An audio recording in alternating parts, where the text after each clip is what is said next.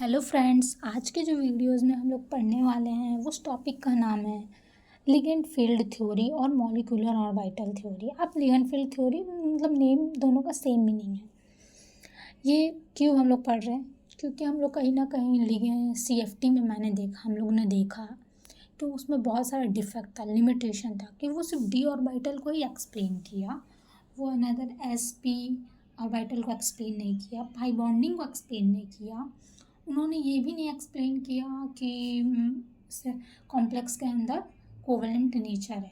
उन्होंने बोला मेटल और लिगेंड के बीच में आयनिक बॉन्ड है।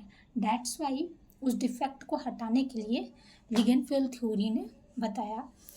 और जब हम लोग ने लिगेंड फील्ड थ्योरी हमने पढ़ा तो पता चला कि कॉम्प्लेक्स के बीच में कोवेलेंट बॉन्डिंग होता है।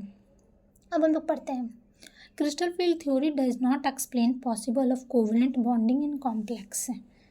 क्रिस्टल फील्ड थ्योरी ने नहीं एक्सप्लेन किया, लेकिन जब फिजिकल मेजरमेंट के थ्रू जैसे NMR हुआ, इलेक्ट्रॉन स्पिन रेजोनेंस स्पेक्ट्रम के थ्रू हमको पता चला, उससे एविडेंस मिला कि इसके अंदर कॉम्प्लेक्स के अंदर कोवेलेंट बॉन्डिंग होता है। और क्रिस्टल फील्ड थ्योरी को ही मॉडिफाई करके लिगेंड फील्ड थ्योरी बना और उसको हम मॉलिक्यूलर ऑर्बिटल थ्योरी के नाम से भी जानते हैं।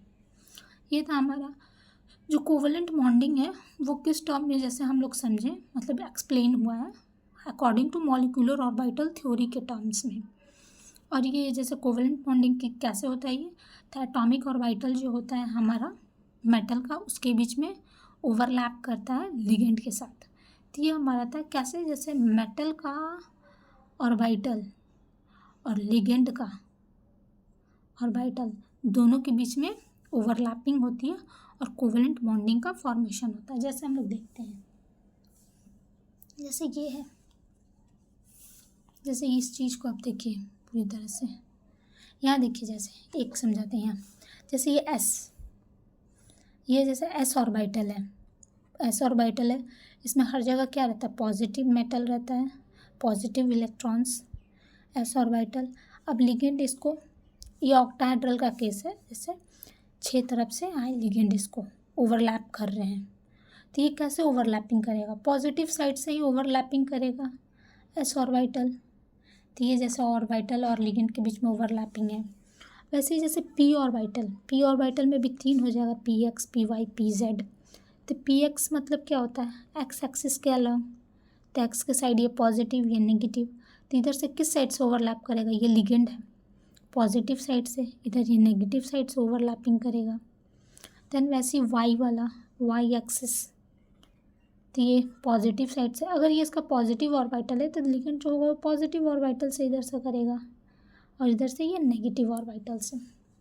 ऐसे जेड एक्सिस का भी होता है, फिर जेड स्क्वायर एक्सिस का, सॉरी PZ का, फिर जेड स्क्वायर एक्सिस का, क्योंकि ये जितना भी था ये सब है, ये अलॉन्ग द एक्सिस आता है, इसका जो ऑर्बिटल है वो अलॉन्ग द एक्सिस आता है। दैट्स वाई यहाँ पर लिगेंड ओवरलैप कर पा रहा है। तो यहाँ जैसे DZ स्क्वायर का सिर्फ जेड स्क्वायर के साइड से करता है, एक्स वाई की तरफ से तो करता ही नहीं है। तो देखिए पॉजिटिव यहाँ पॉजिटिव हुआ, तो ये हो गया।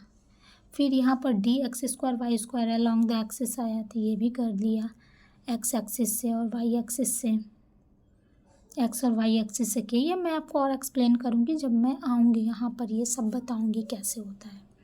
तो ये हमारा था, बट वही इसमें ये केस है कि ये जो था हमारा DXY DYZ और DZX, ये सब कहाँ है, ये सब आपको मैंने पहले भी बताया था, ये सब आता है बिटवीन द एक्सिस, और बिटवीन द एक्सिस तो ओवरलैपिंग नहीं होता लिगेंड के साथ। ऑक्टाहेड्रल के केस में लिगेंड की तरह अलॉन्ग द एक्सिस आते हैं। दैट्स वाई ये सब हमारा लिगेंड है जो कि इस तरह से हमारा ओवरलैपिंग होता है। ये देखिए किस तरह से होता है।